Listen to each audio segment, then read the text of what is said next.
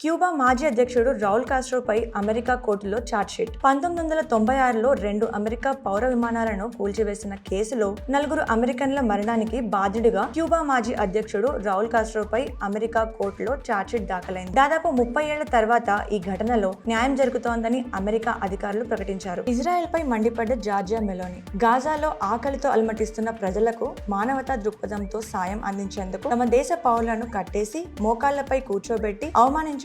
Italy ప్రధాని Georgia Meloni తీవ్రంగా ఖండించారు. వెంటనే వారిని విడుదల చేయాలని, అధికారికంగా క్షమాపణ చెప్పాలని ఇజ్రాయెల్ ప్రభుత్వాన్ని డిమాండ్ చేశారు. Space X IPO. Elon Musk కు చెందిన అంతరిక్ష పరిశోధనా సంస్థ స్పేస్ ఎక్స్ భారీ ఐపీఓ కోసం దరఖాస్తు చేస్తోంది. గ్లోబల్ ఇన్వెస్టర్లు ఈ పరిమాణాన్ని అత్యంత ప్రతిష్టాత్మకమైనదిగా భావిస్తున్నారు. ట్రంప్ పర్యటనపై పుతిన్ స్పందన.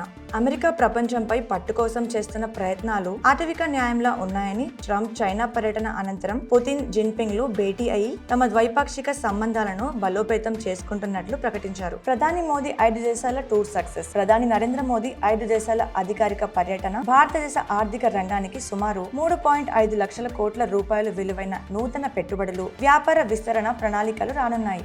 మరిన్ని అప్డేట్స్ కోసం మా ఛానల్ ని ఫాలో అవ్వండి.